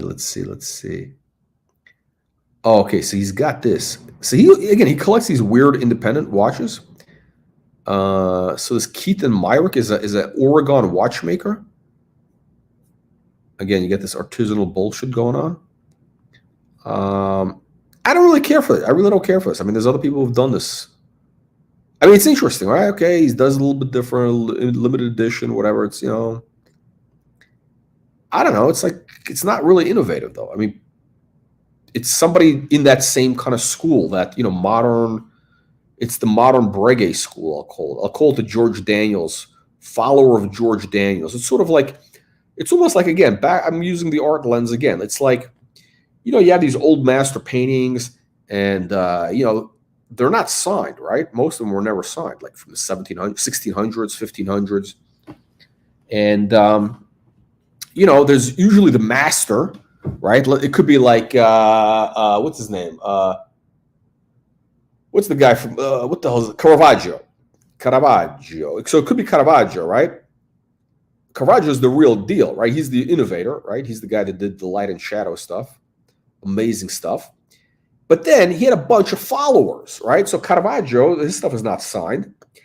And, he had, I don't know how many millions of imitators, but the close circle of followers, people who followed that style 50, 100 years later, was in the hundreds, okay? So Breguet is the real deal, and all these other guys are just followers of Caravaggio, okay? They're still valuable, but a Caravaggio is going to be 50 million, okay? And a Dutch follower of Caravaggio is going to be a couple $100,000 for a good painting, for like a, B+ painting. So this is what this is. So he's got, okay, so this is a pyramid engine by self-taught guilloche expert Joshua Shapiro. Yeah, so this is Joshua Shapiro is another guy. He's in LA, which is weird. You got this watchmaker. This guy is making watches in LA of all places. Looks like I think he also has a Josh Shapiro. So these Josh Shapiro and this Keith and Myrick are cooperating. That's interesting, right? It's like, so basically they're bringing back American watchmaking has a long history, and that's his thing. He's like a very serious guy. FP Journe in Barn. Hey, that's funny. I like this guy's character. He looks like that looks like a little Marco. Looks like the Pillsbury Doughboy with a Taliban beard. Little Marco. Hang on a second. Let me see. Why don't you explain to me, FP Journe? Why don't you hop on, click the link, jump on, explain to me the value proposition of FP Journe, because I started off earlier. I was saying it's a little bit. I don't think it's worth the money. I think it's reached its peak. It's peaked. So he's got. Look at this. Oh, this is this is okay. It's okay. Okay. Berluti. I actually bought a pair of Berluti, off the rack Berlutis, and this is 10 years ago. They never really fit properly. I don't know. It just is very disappointing. They do beautiful leather, but it's a little too much. Some of the stuff is like they got this weird. They get into like a little bit, a little too much. This is not a really good look. This combination doesn't really work. The brown with this, this gets a C. This is no good. Okay, you got oh, I hate this FP Journe doll. Ugly as shit. Yellow. Okay, I get it. He's matching the shield on the Ferrari. The bracelets just don't do it for me. I mean, the guy should just stick to the straps. This is just, oh, there it is. There's the man. Hey, there's your man, FP Journe. Meet your man. There's your buddy. There's your buddy picking his nose. FP Journe picking his nose. And he's wearing, what does he got? He's got something in his wallet, whatever. Okay. So let's see. Oh, look at this. Yeah, very, very advanced. The fabric, purple dial matching the fabric. Oh, look at that. Yeah, it matches the fabric. Oh, Keaton again. Wow. Okay. And the watch, excuse me, the shirt. The shirt has some of that lavender in it. Wow, this is advanced. This is advanced. I'd go with a solid shirt when you do that pattern jacket shit. Yeah, it's a little busy, but whatever. Okay, he's got Nautilus. Basic, very basic. I mean, after all this, you're gonna show me Nautilus? Come on, man. 5712. After all this, oh, the pilot watch, Calatrava, whatever, garbage. A la poubelle. 5711, 5712. I mean, again, but this is 3 years ago at the peak of the hype. Hopefully, I wonder if he sold. But by the way, this case is beautiful. Look at the workmanship of this. Look at the workmanship here. I mean, the French do incredible work with leather. Look, the quality here. And this is, by the way, is much, much better than Louis Vuitton. I mean, this is like the real deal. I mean, this is beautiful, beautiful. Like, you just want to, like, fuck that watch case. You just want to, maybe I shouldn't say that on a live stream. But yeah, it's beautiful. It's very, it's Goya. Okay. Philippe Dufour. Okay, whatever. Basic. Wow, what a beautiful color. Nice car. What is this in New Jersey? This is somewhere in New Jersey. Some guy in New Jersey. This is a nice car. Wow, what a really nice car. Look at the wheels. Shit. Oh, shit, he's got something else there. Wow. Oh, my God, you see the Ferrari in the front? That's the, what do you call it? That's that special Ferrari with the whatever it's called. Hold on. Hopefully we'll see if. Wow. Oh, look at this. This is Stradale test drive event. Colli Ferrari. Okay, so this is some Ferrari dealer. Had a test drive event. And these are the cars. Where's the nice one? So the real crazy one is that one over there. It's got like no windshield. I mean, I saw one of those in London being unloaded. In Mayfair, what's the car dealer, the Ferrari dealer in Mayfair there? It was unbelievable. These looks like Macariella. Is this Macariella? No, Graziano Gerling. I'm waiting for that VAT refund thing to drop, so that they start doing the VAT refund, because I mean, it's like 20%. I'm not fucking paying full price. I want my 20% discount. I'm not here to support the caliphate in London. Fuck England. I want my 20% rebate. FP right straight for just some very chronometers. Can you explain to me? Okay, explain to me this. Earlier I was saying this. It's he does very nice stuff. Okay, I get it. It's very cute. Okay, nice, great. Great. There we go, Monza, Mr. Blackwell. You're welcome to join the panel. Yeah, he's. But after a while, what I'm concerned about is that 5 years from now, there's going to be guys who are much more innovative. Like, you got that Simone Brett, you got other guys who are doing really innovative stuff. And what's going to happen is the FP Journe is going to look a little old-fashioned. I mean, it already is kind of it's based on this kind of steampunky type of design, whatever, all the same case. It's got that steampunk aesthetic, right? My concern is that 5 to 7 years from now, new people coming into the market, they're going to think of it as their grandfather's watch, They're going to think it's their grandfather's watch. By the way, Jean, what do you think of color? I mean, is there a big difference? I don't know. Is there a difference in color? Dial color. Does dial color affect price? Like, in other words, if they do the same watch, I mean, I think they do the same watch in sometimes different colors. Like, what's the hot color? Or what are the unsellable colors? What are the unsellable colors? Oh, he's got John. Oh, he's got the John Lobb. He's got the John Lobb, but this is an off the rack John Lobb. This is not bespoke. This is a little too much. A little too much going on here. Green. I mean, this is like I should say, fashion risk, right? Fashion risk. You got the orange socks, brown shoes. Okay, the shoes are nice.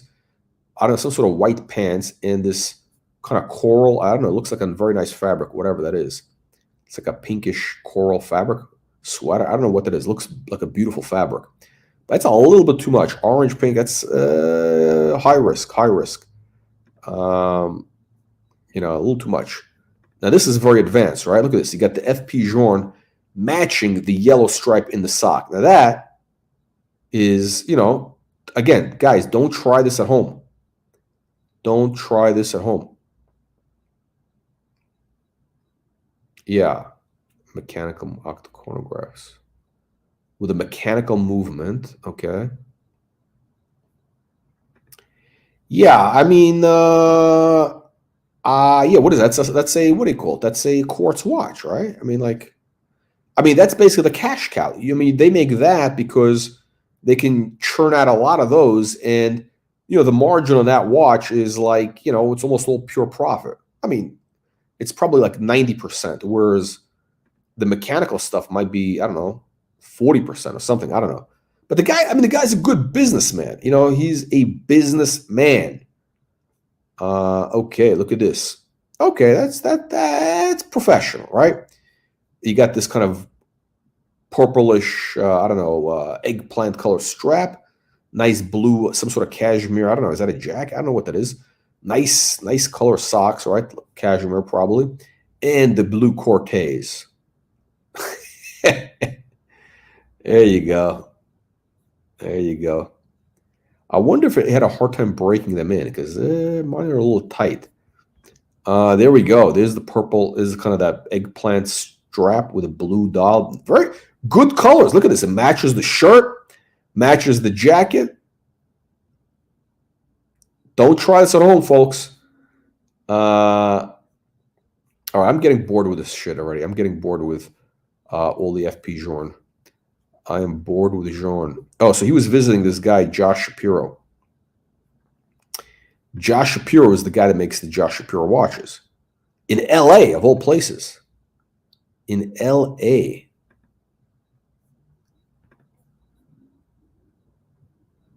Unbelievably true. Very nice area. Nice, clean. Look at this. That's where the machines are. Is Josh. There's, what's his name? There's Shani. He's putting him to work. Shani's making watches. He probably got a discount. He had to do his own watch. He had to make his own dial. He had to make his own dial. Man, those look nice shoes. Good polish. Paolo Scafora. I don't know that. I don't know that maker.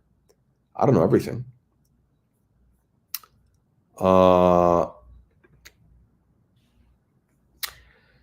Yeah, okay. So you know what I'm saying, right? The steampunk subdial fast. Okay, so there's elements. There's these steampunk elements. The hands are very. He's got the hands, which I really can't stand those hands.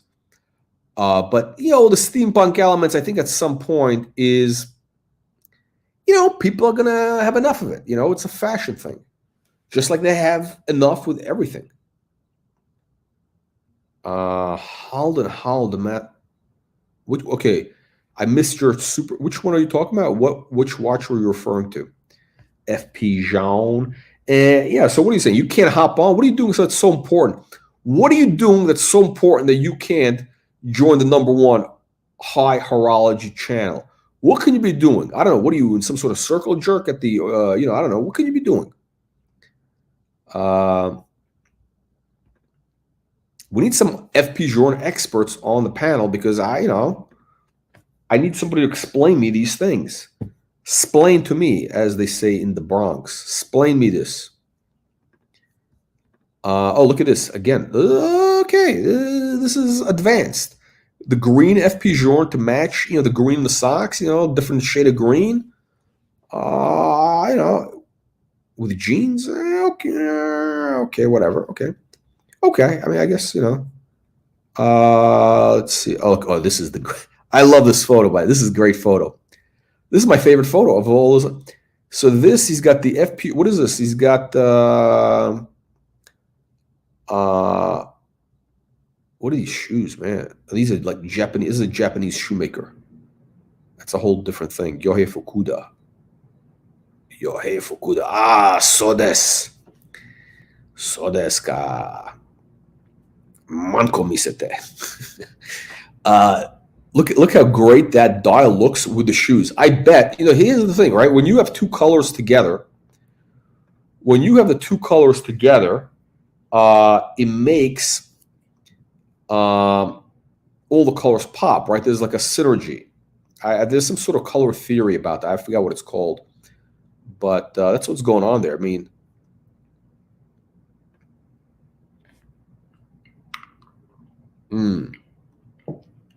okay, whatever. Who cares? Who gives a shit? Listen. I want to see mechanical. I really, the quartz thing. I mean, come on. I mean, that was settled in the 70s. What do you think of this, Journe? What do you think of this, Journe here? What do you think of this watch? By the way, so I was asking, does the color of the dial, do certain dials have more preference? Do certain dials have a lot of color, a little too much color, maybe, no? Do certain dials have preference with the Journe cognoscenti? The Journe cognoscenti. Which colors do these tomato cans like? Is it yellow? Is it like the reddish colors, the greens, the browns? I don't think black. I think black is very boring. Okay, let's see. All right, I think we're gonna hang on. So we're gonna wrap it up. We're very far into this here. What are we? An hour, 38 minutes. I mean, this guy's not paying me anything here. Let's see. Okay, we're gonna wrap it up here. Oh, he's got some good shoes. Oh, the Girlings. Gazzano, whatever. Gazzano Girling. Okay. I'm not into these novelty socks. I gotta tell you, this novelty socks thing is, it's a little, I don't know, novelty socks. I mean, come on, I don't know. I mean, I don't know. This guy's a grown man. Come on. The brown, okay, it's very conservative. This is very conservative. Oh, I see. I get it. Because so the Gazzano Girling is made in the UK. So he's pairing the English shoes with the English watch. All right. So that's the idea. So this is advanced. Wow. Look at the back.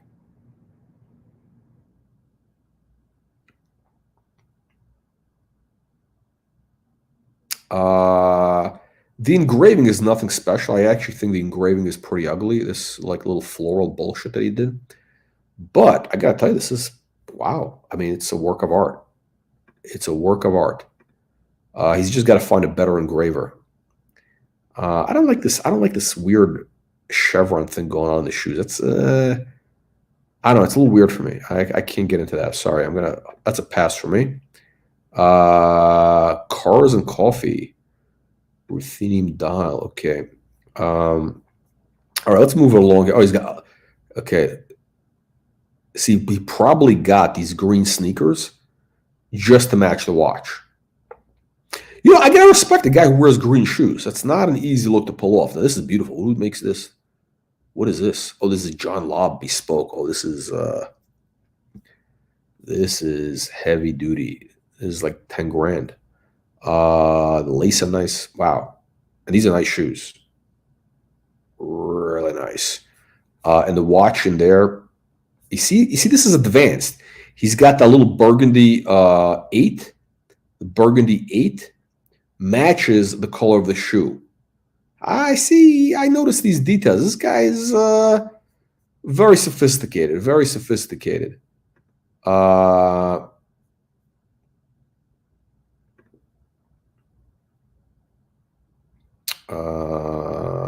okay. Dude, what are you doing that you can't hop on the live stream? How about this? How about this, Jean?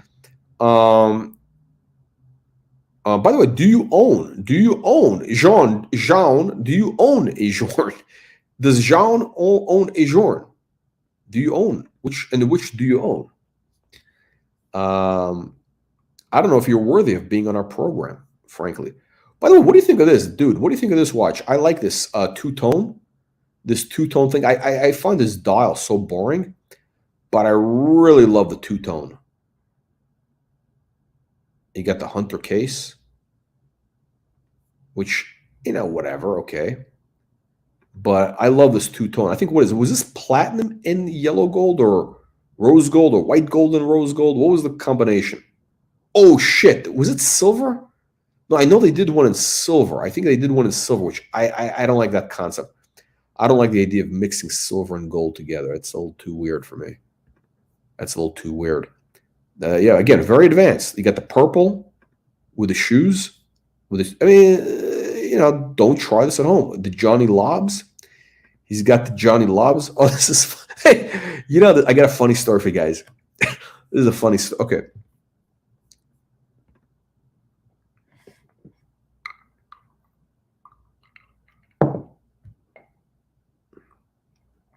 Even the black.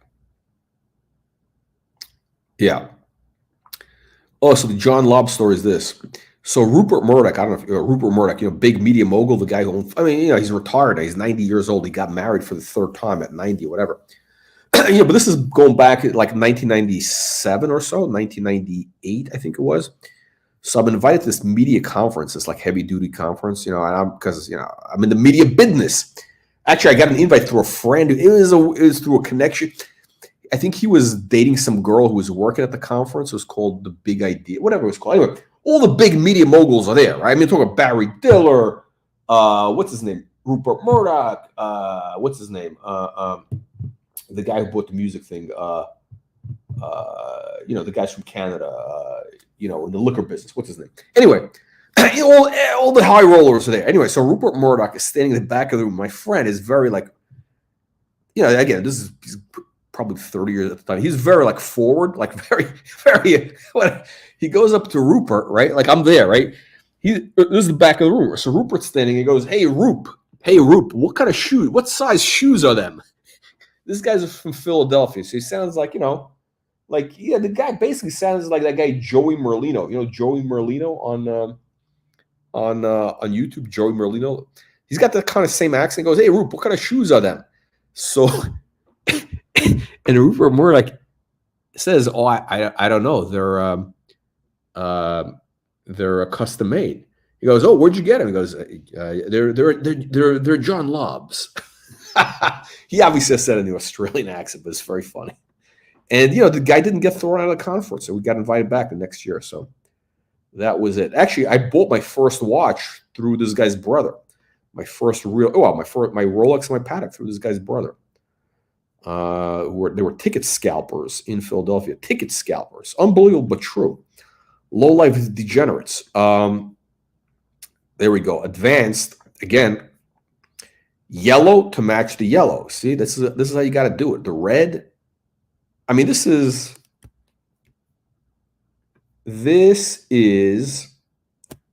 advanced horology. Don't try this at home, guys. You got to have what is this? This is some sort of haystacks. Haystacks. You got to have the watch to match the hay. This is your Roger Smith.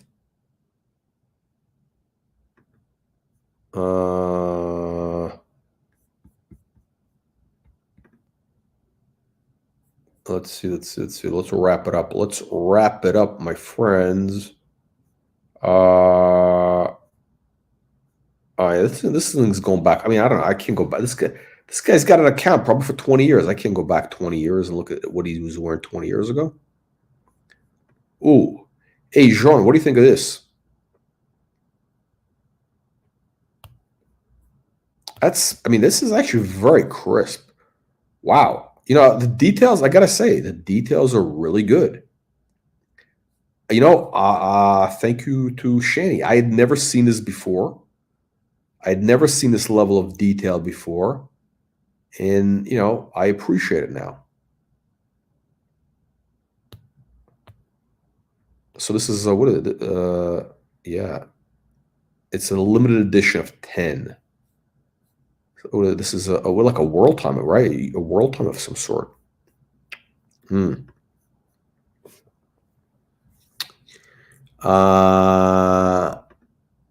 Okay. Oh, I think this is his Ferrari. That's what this guy's slogan is. Be water, whatever. Okay. I don't know. Is Daytona a better choice for Ferrari? I don't know. It's okay. I mean, the bracelet's not that exciting, to be honest. The bracelet is not exciting. Journe should stick to leather. This is 4 years ago. 4 years ago. And again, this account is like 1 million years old. Probably, I think he goes back way back. I can't. It's going to take me 5 hours to do this. Oh, he's got pens. These guys are into the pen. Oh, this is an FP Journe pen. Corte. All right, matching the leather. All right, good. Oh, Parisian trifecta. FP Journe watch. Jean Rousseau strap. And Pierre the Corte leather bag. A Corte leather bag. It's got to be like a briefcase or something.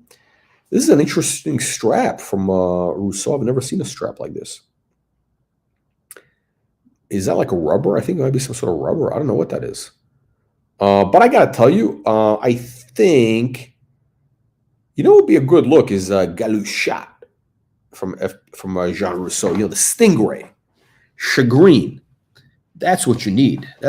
Or, actually, I think Camille Fournet does better work, frankly. Frankly, they do better work.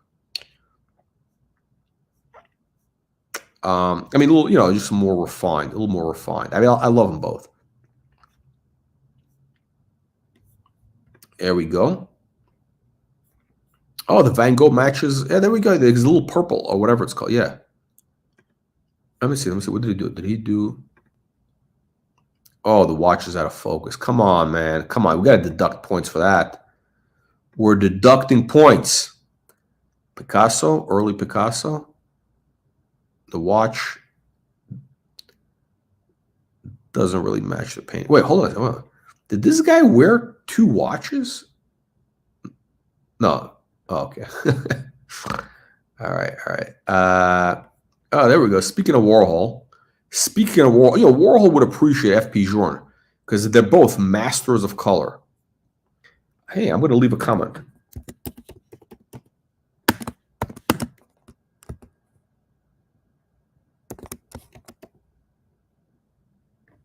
I'm going to leave a comment for him.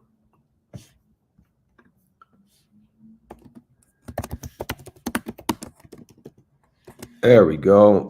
The watch reporter has made his mark. Wow, I'm the only guy that left a comment? Wow. Unbelievable, but true, Let's see here.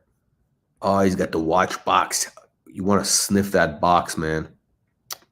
All right, I'm going to wrap up. I'm going to close out on one last watch. Let me see. Do we have any punters here? Any punters? Oh, we got the Uzi, man. The Uzi's in the house. The bracelet, I believe. The bracelet is very comfortable, not corny. Listen, bracelets are very, very difficult. Very few people can do a good bracelet. Audemars Piguet is 1. Rolex, modern Rolex, I should say, modern Rolex is number 2. And that's it. That's it. Only those 2 guys know how to do a bracelet. Nobody else knows how to do a metal bracelet. Sorry. The color is a little Sesame Street. Oh shit. we got 2 viewers live. What is there? My viewers are on the dungeon? Nah, I don't know. We gotta build an audience, because I listen. There's thousands of watch collector, like serious watch people, and the people who go to the Archie thing, that's like the garbage. Really, that's like the bottom feeders. Most of those guys don't even have watches. I mean, Curly, the creepy Curly himself. Nice. Look at this. We got the Nautilus money clip. This is beautiful. You got to get this used. You got to get it used. I'm actually concerned about this, because you know what? Less and less people are using cash. I use a money clip I've had for like 25 years, but less and less people are using cash. And you know what? I don't know. This might be obsolete. This might be an obsolete thing in 10 years. This could be obsolete. It's already obsolete in certain countries. I think in Scandinavia, like a lot of these countries don't use cash. China doesn't use cash. I don't like that, by the way. He's got the Patel Philippe hat. Okay, so this is going back about 5 years. So he's got basically more modern watches. He had the whatever. Okay, let's see. Let's see. Is there anything interesting that we haven't seen yet? Oh, what's this? What is this? Gaultier. Porsche Turbo S. Oh, the red leather. Is that red leather interior? I like that. I dig that. I hate Porsche though.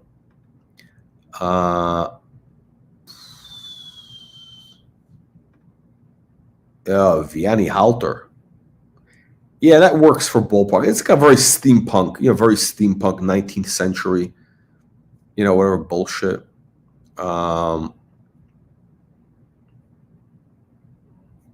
Let's see. Okay. Oh, he does have an MB&F. Oh no, maybe I think he just visited. Oh, Cellini. 5 years ago. I like Cellini on Park Avenue. Good people. So they have MB&F, and he put this on at MB&F. Now here's the thing. I think MB&F is, MB&F stands for innovation. MB&F stands for innovation.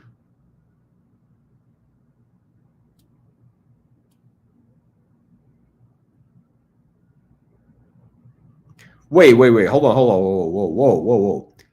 I think Journe is more better finished and refined than Recep Recepi. I don't know what you mean. The design or finishing? What do you? Oh. Wait, you talking about finishing? No, come on. No, the Recepi thing. It looks like it's done by hand, like hand sawn with a little saw. Nah. No, Oh, hold on. By the way, did you see? Okay, what do you think of Simone Brett? Did you see the Simone Brett? What do you think of? How do you think Simone Brett stacks up against Journe? And what do you think of MB&F? I mean, MB&F is completely different, right? MB&F is different, but I mean, when I think of innovation and independent brands, I think it's MB&F.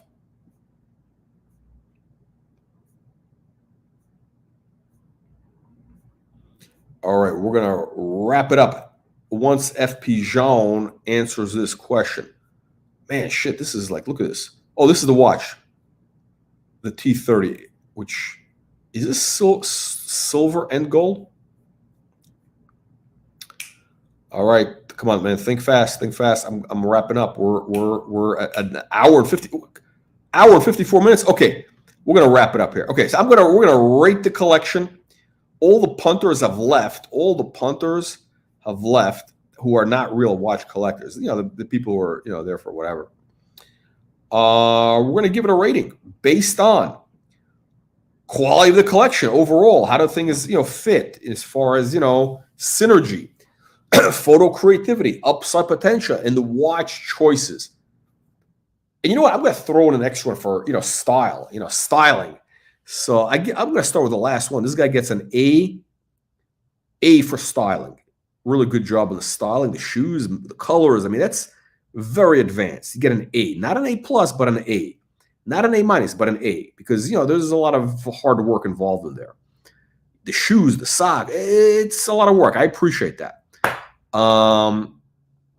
Pimping ain't easy. Pimping ain't easy, okay? So, upside potential, I would say it's A. Not A minus, it's an A. Why? I think pretty much everything here is, he got him at retail, meaning list, the independents. Most of them are like good ones, right? So no dogs. So I think, actually, you know what? I'm a little bit concerned about that, what do you call it? That Greubel Forsey, that one of a kind, whatever it is.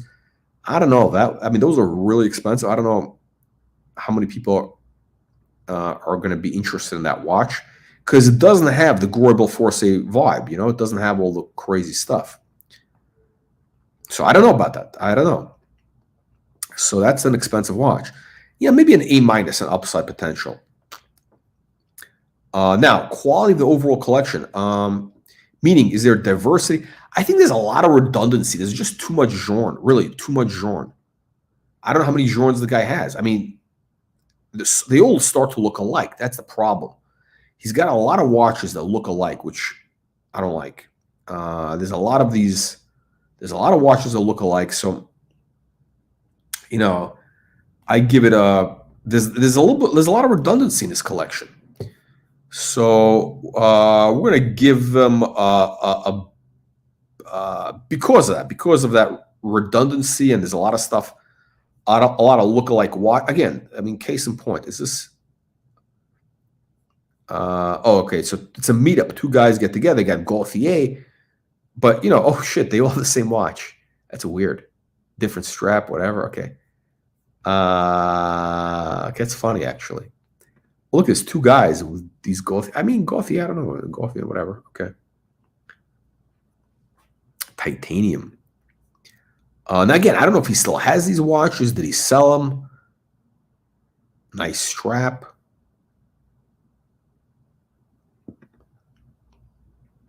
Oh, look at this.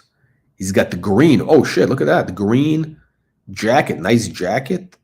Oh, it's a Keaton, right? Nice. The shirting, I can't tell about the quality, but the jacket is nice. Very nice fabric, right? The jacket, Keaton.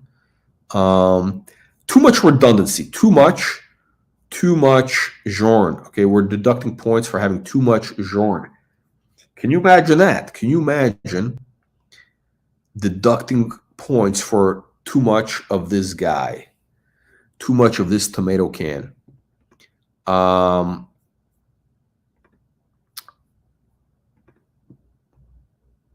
Oh, really? No, definitely innovate down the deep end, meaning you don't think they're up there next to Journe? In what way? Oh, you think they're not enough precious metals, not enough material? Yeah, I know what you're saying. It's not jewelry-like. Okay, I get what you're saying. Anyway, so and then we're gonna wrap it up. So upside potential, yeah, I would say an A. Watch choices, like the individual, if they're looked at individually. A, he gets an A, not an A minus, an A, not an A plus, but an A. Again, so this is our highest rated collection probably so far. Maybe not overall, because the quality of the collection, meaning like, is it, there's a lot of redundancy, a lot of stuff that looks alike, which bothers me. But it's all quality stuff. It's like, it's almost like saying, hey, the guy's got too many Picassos. He's got too many, he's got too many Manets, too many Liechtensteins on his wall. Too many. I don't know. So that's just me, and I'm just another asshole on YouTube. So all right, guys, thank you for joining. We'll all see you on the next one.